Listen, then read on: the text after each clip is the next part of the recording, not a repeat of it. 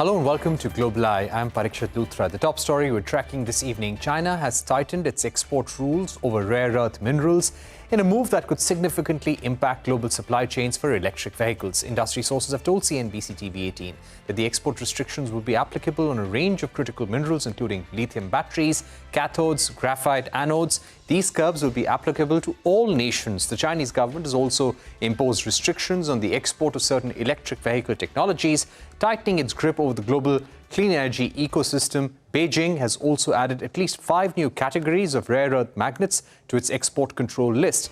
The new controls are expected to kick in from the 8th of November and are likely to be in response to US's curbs on US chip exports to China.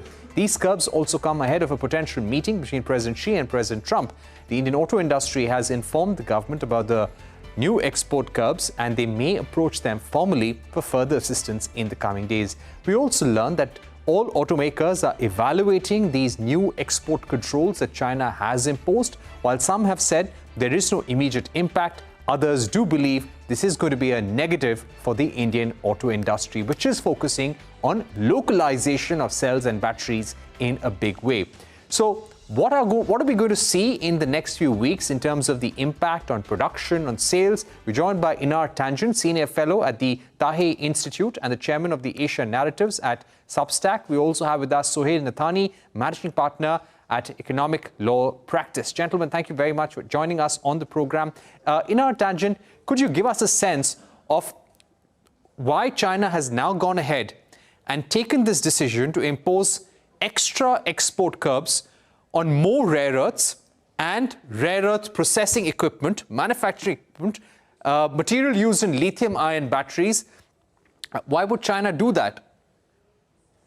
Well, they're reacting to what Donald Trump is doing, who has been imposing more curbs, urging other countries to stop trading with China or to put large, export duties on them. As you remember, he went to Europe and said that he wanted 100% tariffs by the Europeans on both India and China. They're coming up to a meeting. Obviously, both sides are trying to show strong hands. Obviously, when you're dealing with Donald Trump, very mercurial, you have to take a very firm stance. Otherwise, he thinks he's more clever than you are and that he's somehow going to get over you. I think India has experienced this and nothing has changed. So right now, I would say this is tactical, but at some point, if there isn't some light at the end of these negotiations, it could turn into a reality. Right. Suhail, if I were to try and understand from you, will these export controls impact lithium-ion batteries, their assembly in India, cell localization? And what about getting full assemblies? We had been seeing how Indian companies were trying to get around these export curbs on rare earth by getting full motors or full parts rather than getting the rare earth magnet itself. Will that also be impacted as a result of the new rules which kick in on the 8th of November? So, I'd like to answer the question in 2 parts. Will it affect EVs? Yes, because you need these rare earth magnets to make batteries and motors. So it will affect local manufacturing, surely. And more importantly, even if you are able to import these materials in from China, there are going to be several restrictions on how you can use them and where you can re-export them. So on both counts, yes. Suhail, would you say that China is now asking for more guarantees from India that these rare earths or equipment which goes into lithium-ion batteries, for that matter, is not going to be used for any kind of defense technology? Yes, that is one of the requirements of the new China export control laws. And let's just understand what's going on. This is really a new, instead of warfare, a lawfare that we're seeing. As we heard earlier, the US has been using this tool very effectively, and now China is beginning to use this tool increasingly. And what differs in China using this tool is that they control depending on how you look at it, 70 to 90% of these raw materials, which are critical for both EVs, for defense, and for a host of other products. So being almost a monopoly supplier, they're able to dictate the rules a lot more effectively. Right. That's an important point, Suhail. Let me go back to Einar Tangen once again. Einar, would you be able to tell us that earlier, of course, in April, we had seen China restricting the export of rare earth magnets, making them subject to very stringent licenses. India has not got any licenses for rare earth magnets since April, even though we say there is a bit of a thaw, some sort of relief, some sort of reset in ties.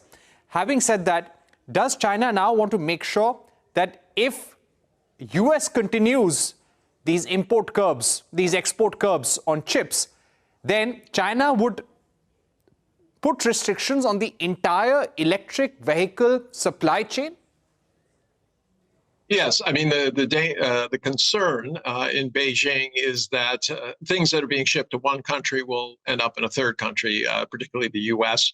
I don't think anybody has any kind of illusions that the U.S. wouldn't do whatever is necessary to get what they thought they can. You know, currently India imports nearly all of its rare earth permanent magnets, about 4,000 tons annually, and that's projected to double by 2030. And China's a large part of it. What my colleague was talking about is China actually mines only 70% of all the rare earth, but it processes 90%. They're about 10 to 15 years ahead of anybody else in terms of the processing part. So that's the crucial thing that people should be paying attention to. It's fine to say, as India said, that they're going to develop their own technology and processing, but it's going to take quite a bit of time in order to do that. It's a messy, difficult business. And it'll, as I said, there's going to be a lag time if it goes into effect. Hopefully, this is just, as I said, tactical, kind of getting ready to confront the Trump. Right. This is to confront Donald Trump. Let me go back to Suhail Nathani at this point. Suhail, what impact do you expect on the Indian EV industry, and what are some of the legal issues that importers are facing right now? We believe that there is no consignment of high rare earth magnets that are coming in. Do other categories of rare earth also get impacted?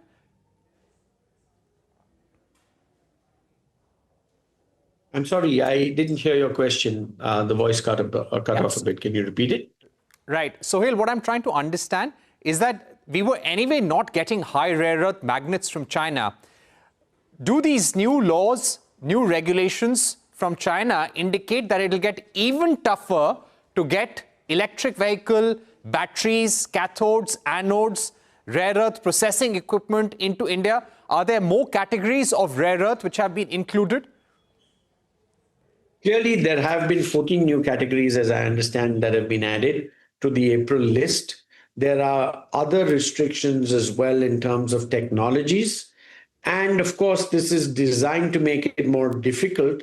But as Einar said, that is this just posturing, or is this the new normal where China is going to keep a chokehold on these kind of technologies? Only time will tell. All right. Thank you very much, Suhail Nathani. So let's hope there is some breakthrough between Donald Trump and Xi Jinping as well. Thank you very much, Einar Tangen, for being with us as well. That's all we have time for in this segment.